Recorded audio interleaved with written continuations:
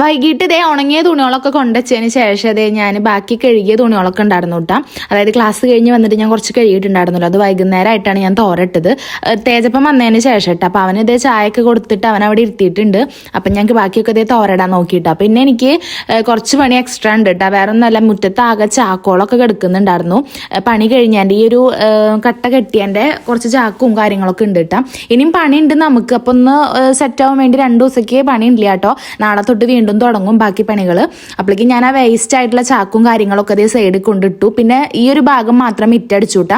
അങ്ങോട്ട് വഴിയോ കാര്യങ്ങളോ ഒന്നും മിറ്റടിച്ചിട്ടില്ല, കാരണം അവിടെ ഇനിയും പണികൾ ഇങ്ങനെ നടക്കും. അതുകൊണ്ട് പിന്നെ അത് അങ്ങനെ ഇട്ടു. നമ്മുടെ ഈ ഫ്രണ്ട് ഭാഗില്ലേ, അവിടെ മാത്രം നല്ല ചപ്പ് വന്നിട്ടുണ്ടായിരുന്നു. ഈ ഇല വീണിട്ട്, തേക്കിൻ്റെ ഇലയൊക്കെ വീണിട്ടേ.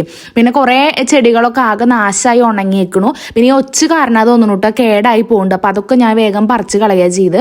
പിന്നെ അങ്ങനെ അവിടെയൊക്കെ ഒന്ന് അടിച്ച് ക്ലീൻ ആക്കിയതിന് ശേഷം മതിൽ നമുക്ക് നനയ്ക്കാണ്ടായിരുന്നു കേട്ടോ. ഈ ഒരു സൈഡിലെ മതിൽ മാത്രം ഞാൻ ഫസ്റ്റ് നനയ്ക്കേട്ടാ ചെയ്ത്, കാരണം അമ്പലത്തിൽ പാട്ടൊക്കെ വെച്ചിട്ടുണ്ട്, വിളക്കുളത്താറായിണ്ടേ. അപ്പൊ പിന്നെ ഈ ഒരു സൈഡ് മാത്രം നനച്ചിട്ട് ഞാൻ വേഗം മേലൊക്കെ കഴുകി വന്ന് നമ്മുടെ വീട്ടിൽ വിളക്ക് കൊളുത്തിയിട്ടാ. തേജു ആണെങ്കിൽ ഇതേ കളി കഴിഞ്ഞിട്ട് വന്നിട്ടുണ്ട്.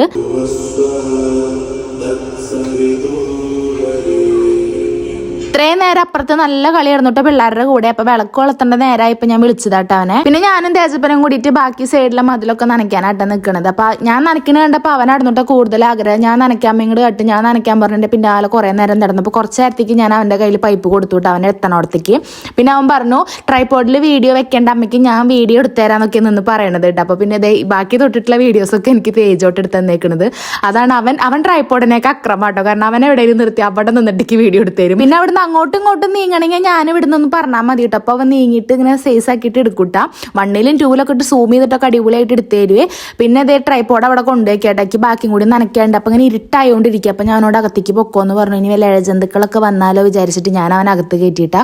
പിന്നെ കുറച്ചും കൂടി നനയ്ക്കാണ്ടായിരുന്നത് ഞാൻ തന്നെ ഫുള്ള് നനച്ച് തീർത്ത് സെറ്റാക്കിയിട്ടുണ്ട്. ഇനി ഇത് കഴിഞ്ഞിട്ട് വേണം കുറച്ച് നേരം കുട്ടിയുടെ കൂടെ ഒന്ന് പഠിക്കാതിരിക്കണമെങ്കിൽ. അപ്പം എന്തായാലും ഇന്നത്തെ നമ്മുടെ കുഞ്ഞു വീഡിയോ ഇത്രയുള്ള വീഡിയോസൊക്കെ പുതിയതായിട്ട് കാണുന്നവരുണ്ടെങ്കിൽ ചാനൽ ചെക്ക് ചെയ്യുക. ഇഷ്ടമാവുകയാണെങ്കിൽ സബ്സ്ക്രൈബ് ചെയ്യുക, സപ്പോർട്ട് ചെയ്യുക, ലൈക്ക് ചെയ്യുക, ഷെയർ ചെയ്യുക കേട്ടോ. അപ്പം ഇനി തൊട്ട് കുറച്ച് നേരത്തേക്ക് തേജപ്പൻ്റെ പഠിത്തത്തിൻ്റെ സമയമാണ്. അടുത്ത വീഡിയോയിൽ കാണാവേ. ബൈ.